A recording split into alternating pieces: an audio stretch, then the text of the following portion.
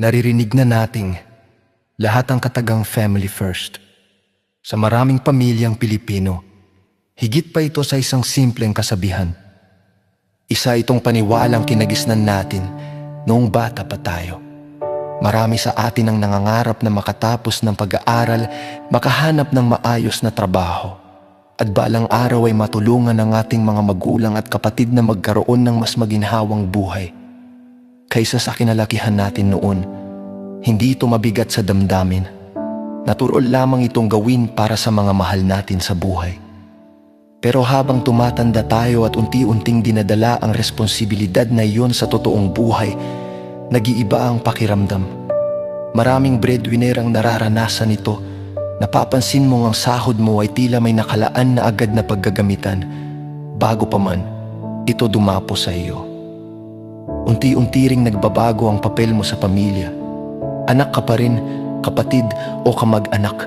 Pero naging ikaw na rin ang unang nilalapitan kapag may problemang kailangang ayusin. Ang pagtulong sa pamilya ay isang bagay na pinahalagahan ng marami sa atin.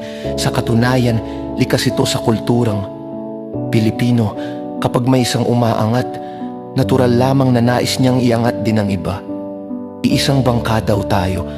Ngunit minsan, nauuwi ito sa iisang tao na lamang ang nagdadala ng karamihan ng responsibilidad.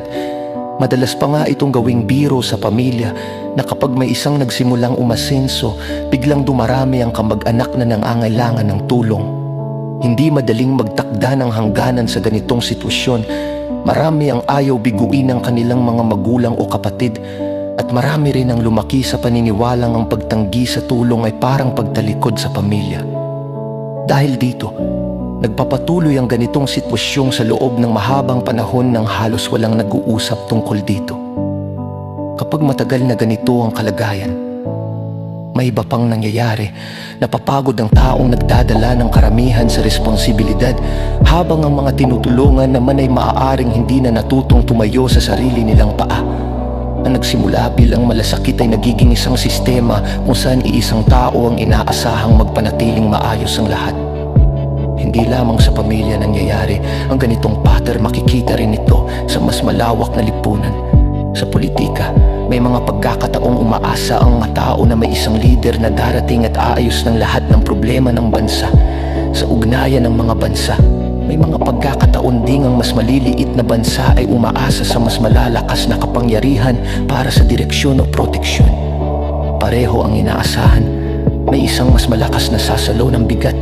Ngunit sa kasaysayan, bihirang magmula sa iisang bayani ang tunay at pangmatagalang pagbabago. Mas madalas itong nangyayari kapag unti-unting nagbabago ang paraan ng pakikipagtulungan ng mga tao sa isa't isa.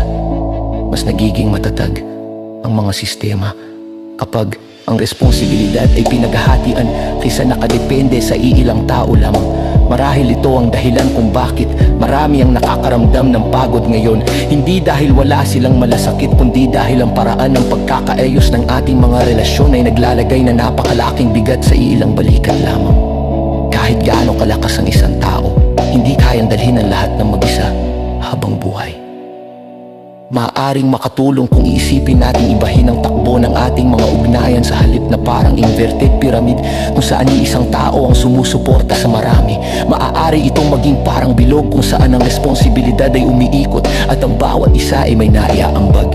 Naroon pa rin ang malasakit, ngunit hindi ito nagiging dahilan ng pagdepende. Sa halip, tinutulungan nitong lumakas ang bawat isa upang makatayo sa sarili nilang paa. Sa ganitong pananaw, ang tanong ay hindi kung titigil ba tayong tumulong sa pamilya.